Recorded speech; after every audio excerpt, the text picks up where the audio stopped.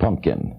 Just 818-PUMPKIN. We go to Lansing, Michigan. Hello. Hello. I would like to ask Mr. Zappa. I've been listening to his music for about 20 years, and I feel, well, in all of his music, he's always been anti-drug, anti-alcohol, anti-stupidity. And I wonder, does he feel that he's misunderstood by the American public in general? And does he feel if his music wasn't quite so eccentric that he might be better accepted? Frank?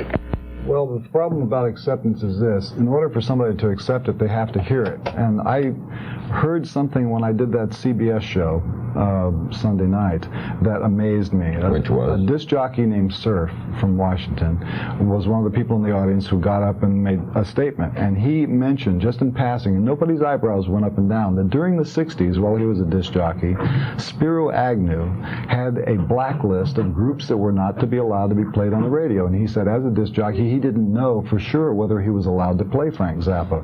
And I thought, this is very strange. And today, when I was in New York doing... I never heard of that. Okay, well, listen, I did another radio show in New York today, WNEW, with Dave Herman. And I mentioned the same thing. His head started going like this. I said, you know about this blacklist? He said, yeah, sure I do. I said, would you testify to it? He said, yes, I would.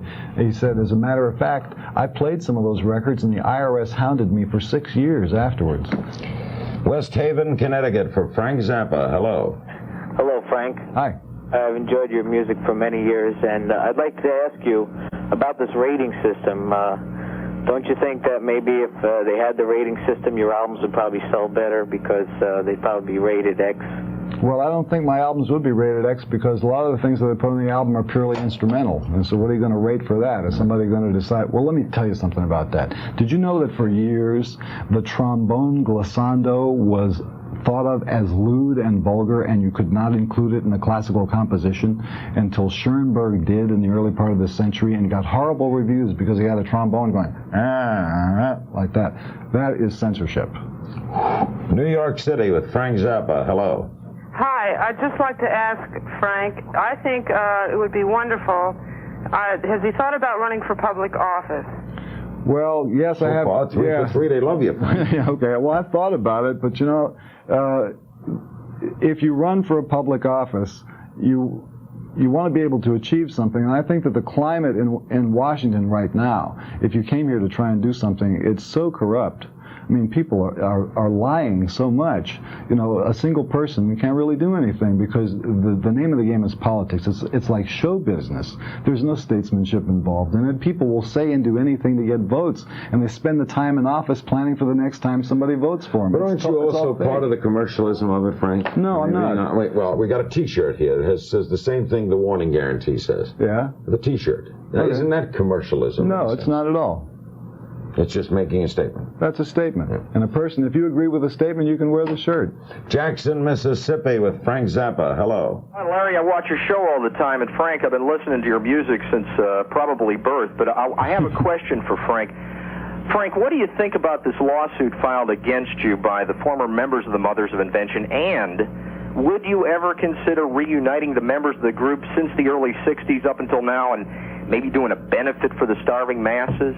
Well, first of all, the first I ever heard about a lawsuit against me from the Mothers of Invention was on CNN, because this law... First with everything. Okay, and then somebody called me from CNN and asked me about it, and they had never served me with any papers. Have you since been served? Oh, yes, we've been served, but we've also taken their depositions and come up with some very interesting things. The suit is connected to people who are not the Mothers of Invention. There are two other people behind this suit. It's a situation where they have a contingency fee lawyer who's out trying to drum up a class action suit. And the documents that we said, okay, you want to sue me? Bring in the documents and show me your point of view. The first day, Don Preston walked in with a box of documents, and they were all supplied by my former manager, and the documents were the suit that I had against Warner Brothers. It was just the papers he had in the closet. It's all bogus. I don't want to get off track involved with that. Might you ever get back together? No. No chance? No. College Park, Maryland. Hello. Hi, I'm a 13-year-old fan. Oh, good. How do you come up with your music and lyrics and produce them so quickly on vinyl? Well, actually, they don't get produced very quickly on vinyl. They all take a lot of time, and coming up with the lyrics is not too hard because I watch CNN a lot, and you can't believe some of the things you hear. There's a lot of stimulating material here. I mean, if you watch CNN all day, you can get a whole album just parodying yeah, the news? you could. Yeah, well, it's not just parodying it, but there are things that you could say about it. Do you always deal with social issues? No, I deal with folk music type issues. For example, if somebody in the band does something that I think is unusual human behavior, I deal with human behavioral situations, okay? Social issues sometimes are those things expanded big. But a guy in the band might say or do something funny, and just like in a folk song, it would be recounted as a story. Did your daughter invent the Valley Sound? What do you mean, that language? Yeah. No, she just doing recordings. That existed. The kids that she went to school with talked that way. But she was the first to do something musical with it? Right. Our guest is Frank Zappa. We'll be back with our remaining moments right after this.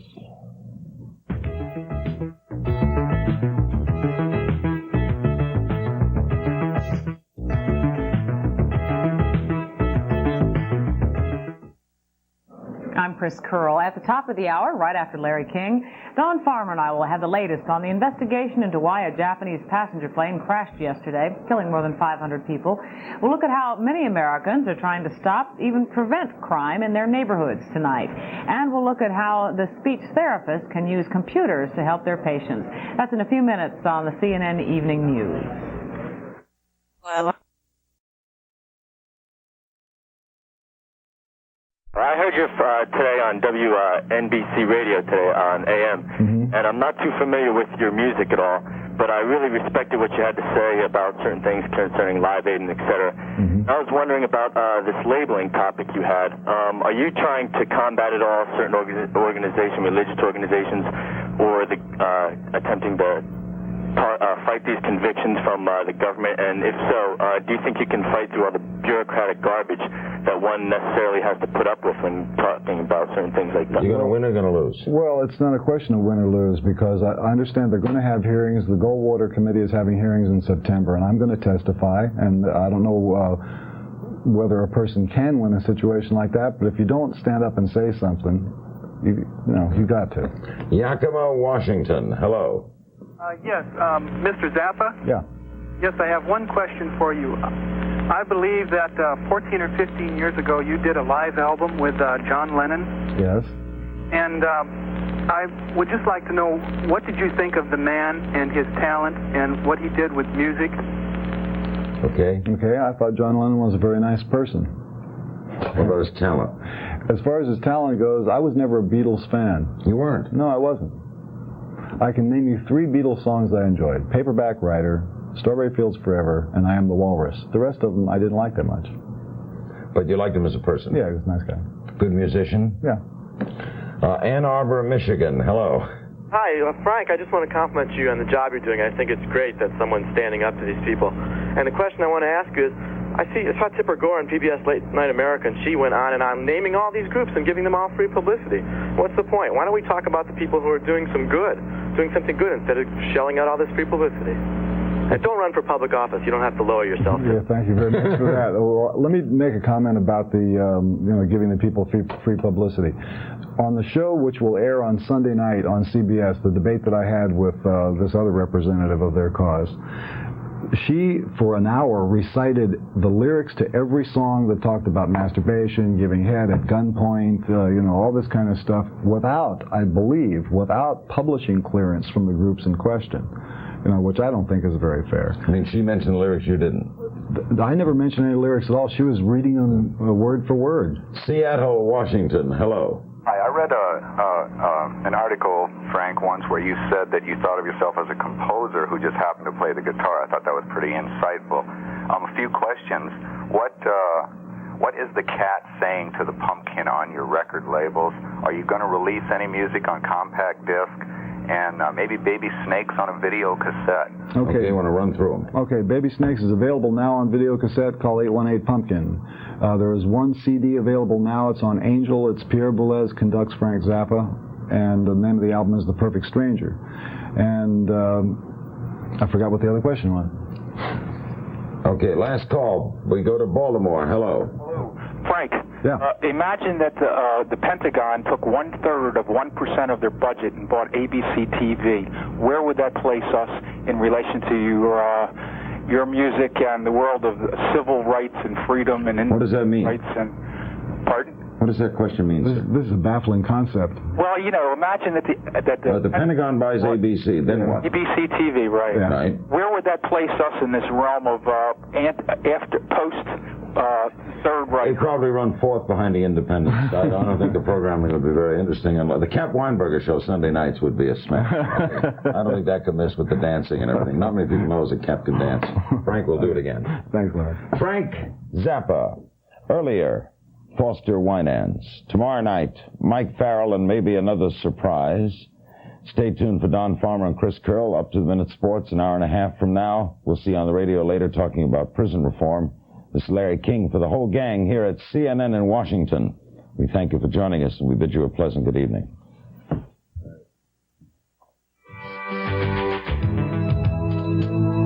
If you would like to comment on tonight's program, write to CNN Larry King Live, 2133 Wisconsin Avenue Northwest, Washington, D.C., 20007.